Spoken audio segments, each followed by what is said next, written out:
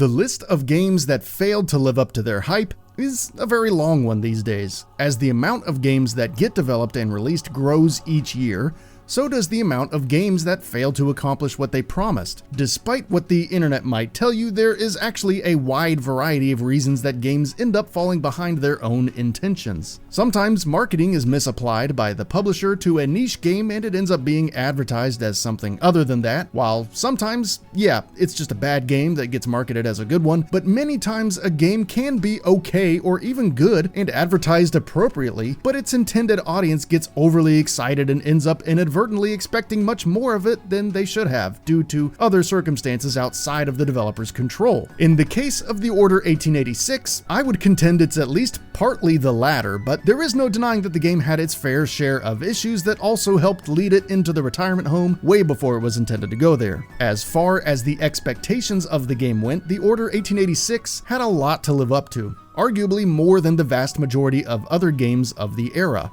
It was a highly anticipated new IP and a launch window game for a new system that had its own hype train behind it and was being produced by a developer that had largely worked on PSP games for many years prior. Granted, the God of War games that Ready at Dawn had worked on were quite impressive PSP games and often rivaled their PS2 counterparts. Still, stepping up to a AAA PS4 game must have been a daunting task to say the least. It's hard to imagine going all the way from a decade-old portable to a brand new top-of-the-line home console without any major hiccups. Nevertheless, the lead up to the Order 1886 was quite a big marketing push that included lots of gameplay videos that looked outstanding and seemed to promise a vibrant world full of ancient lore and mystery. The idea of a secret order of guardians protecting 19th century London from werewolves and a nefarious rebellion within the population was intriguing, made even more so with the tech and the weaponry provided by Nikola Tesla, who was also a prominent character in the game. Needless to say, the build-up to the game was rather intense with all of these elements in play. With PS3 owners and the addition of defecting Xbox 360 owners and their sensibilities being added into the mix, it's hard to imagine any launch window game that could have appealed to everyone at the same time. The Order 1886 ultimately launched into a world that was chomping at the bit to examine and critique it to pieces. As expected, with such a high level of scrutiny being applied to a game that came from a developer who largely specialized in portable games, it was promptly given mediocre scores by most prominent outlets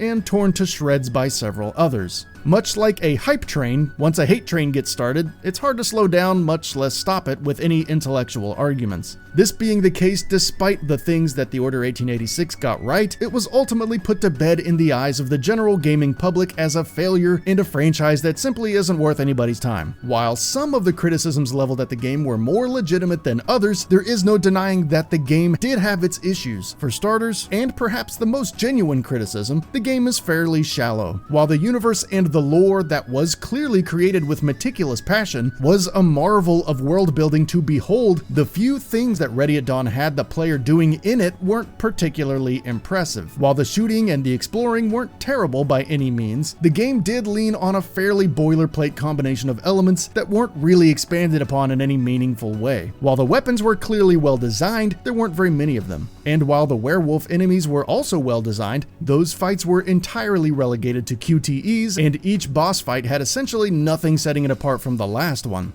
On top of that, the Order 1886 was full of self-congratulatory little moments that required the player to turn and twist objects around to show off the lighting engine, which definitely looked nice, but these moments came off as pedantic and tone-deaf to many, and only served as annoying interruptions to the action. Ready at Dawn's game was obviously beautiful, and there was no need to rub it in our faces that way. Showing is always better than telling. On top of those issues, the Order had several mandatory stealth sections that played out in an incredibly linear way at a time when this sort of thing was largely being avoided by most developers. There's nothing wrong with linear gameplay per se, but a little bit of choice and freedom would have gone a long way in these sections, and they had almost none of that. The final criticism, and one of the most prominent, was the game's length, which was around 7 or 8 hours for most players. It would be a little longer if you were the type of gamer to stop and smell the roses, and a little shorter if you're just rushing through. Despite many other action-adventure games having similar lengths, the Order 1886 served as a lightning rod for all of them and drew ire from those who feel like there should be some sort of minimum gameplay time for a $60 price tag. This is perhaps a criticism that the Order took more heat for than it should have, but at the same time it definitely could have been avoided on the part of the developer. If the werewolf battles were developed into something a little more meaningful and more choices and paths could have been worked into the levels, many of the Order's problems would have been solved in one fell swoop, or at least minimized. While much of the hate that was slung at the Order was the result of a combination of an unmitigated hype train and the Order's legitimate issues that it did have, it's tough to argue that the game is some sort of totally misunderstood hidden gem. It definitely isn't that. Even though it isn't the complete waste of time some might say it is, especially with how friendly it's priced at today, it certainly shot itself in the foot in several areas, and instead of being the great game that it could have been, it relegated itself to a mid-tier game that has more shine than substance.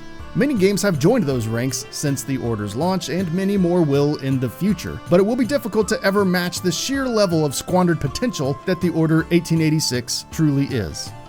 That's it for this video. If you enjoyed and would like to see more, feel free to hit that subscribe button and hit the notification bell to ensure you'll be notified when new videos go up.